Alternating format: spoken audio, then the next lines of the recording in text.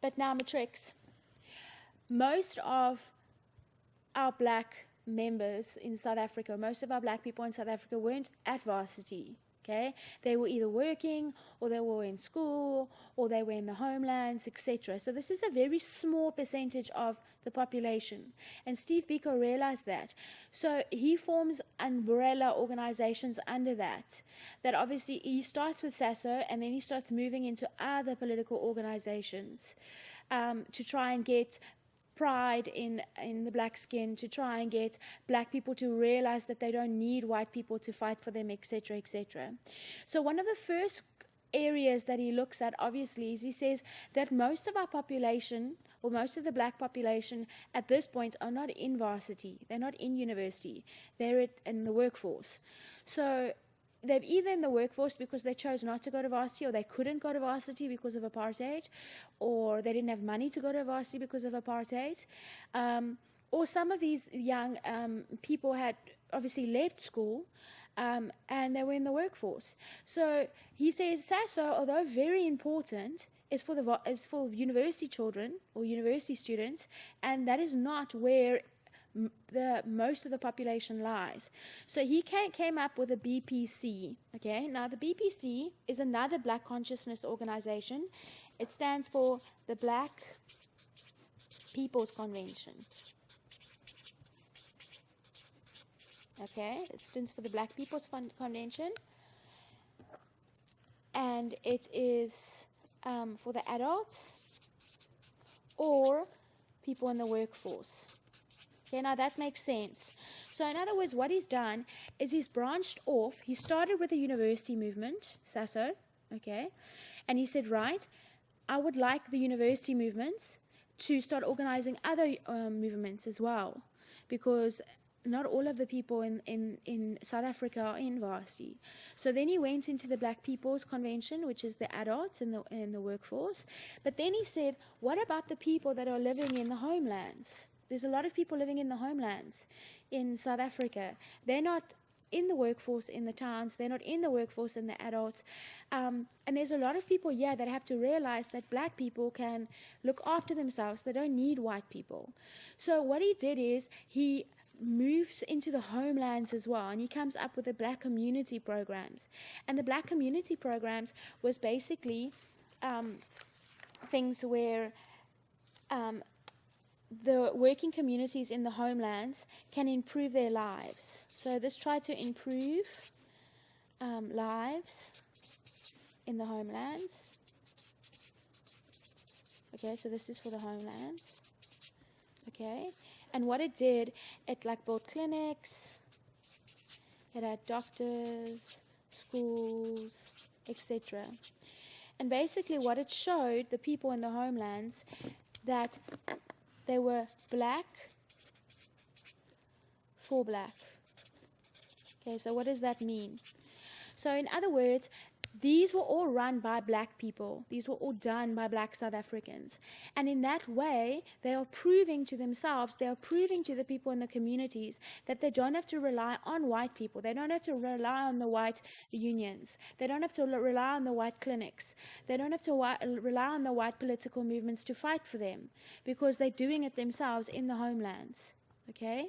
So if we just quickly recap, basically it all started with Steve Biko, who was a university student who went to Natal University, and there he realized that the only real political movements for students are white movements, and he was unhappy with that. He said, how can a white person go home to their home in the suburbs in the evenings, driving their cars, etc., etc., and they're fighting for black people when they don't know what it's like to be black. They don't know what it's like to be in a township. They don't know what it's like to have Bantu education. They don't know what it's like to be in the homelands. So he comes up with his own institutions, his own organizations that believe in making the black person aware that they can fight for themselves first, defining the black person and saying to the black person, you need to be proud of yourselves. You don't need to rely on white people.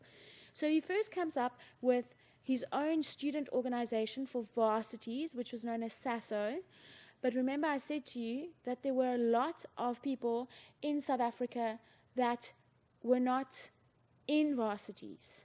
Okay, so he came up with the Black People's Convention, which is for the adults in the workforce and for the students that either drop out of varsity or the scholars that drop out of schools. Then he came up with trying to prove to the black communities in the homelands that black people can do things for themselves, that they don't have to rely on white people.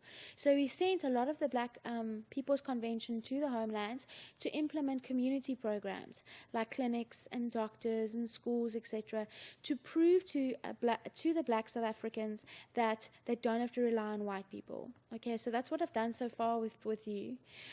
We're now missing two very integral parts of the Black Conscious Movement. Remember, I've said to you, he's concentrated on the varsity students, then he's concentrated on the workforce. Now he starts thinking to himself, or Black consciousness starts thinking to themselves, what about all the scholars? Because a lot of the scholars are dealing with Bantu education. A lot of the scholars are dealing with apartheid.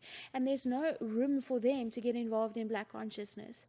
So what happened is SASO formed the SASM, or SASM. Okay, and that stood for the South African Students Movement, but that was just for the scholars, you guys, the guys in schools.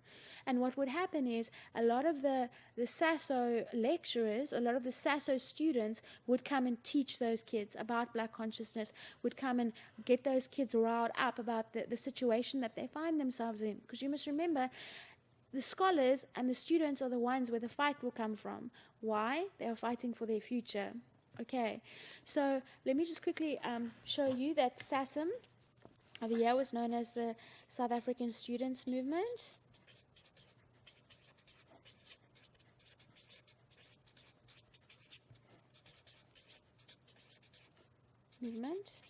And that was for the scholars. Okay, so you guys, the scholars. Now, we're going to get to the next part, which I'm going to touch on just now. Soweto in South Africa was a hotbed of political activity because there was so much desperation there. There was so much anger there because of the economy. The first people to be retrenched in South Africa were the black people. So there were many people sitting in Soweto that had a lot of anger in them, a lot of bitterness about Bantu education, a lot of bitterness about the fact that they can't move around because of past laws. And so Black consciousness formed its own organization in Soweto as well, okay, and that would be known as the Soweto Students Representative Council. Now, I'm sure some of your schools have leadership councils or prefects or things like that, where you can go to your leadership councils or your representative councils and you can tell them all your grievances. This was very much like this in Soweto, where you had this movement that was going into the schools and speaking to the kids about Black consciousness and how they shouldn't stand for Bantu education and how they should protest, and listening to the grievances of all the schools in the area. Okay, so this was known as the Soweto Representative Council. Okay, and this was specifically for scholars in Soweto. Now, Matrix, if you had to look at this just from the top, you would look that this looks like a hot mess. So what I do for my Matrix in my class is I start off by saying, okay, if this just makes sense. If you start off by going, okay, so this all started with New SAS, okay, which was a white organization. Okay, that Steve Biko felt unhappy with, as how can white learners or scholars fight for black people? Okay, so it all starts there. Okay, so what happens? Steve Biko, out of New SAS, forms his own organization, okay, called SASO. So this is an organization that believes in black pride. Okay, to have a black identity, for black people to realize, or the realization that black people need to take their own struggle.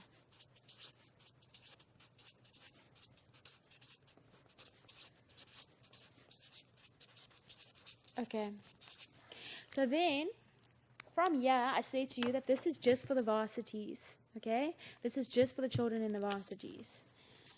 But what about those in the workforce? So then SASO came up with Black People's Convention, okay? This is for the workforce, okay? Then they came up with, out of they came up with the Black community programs.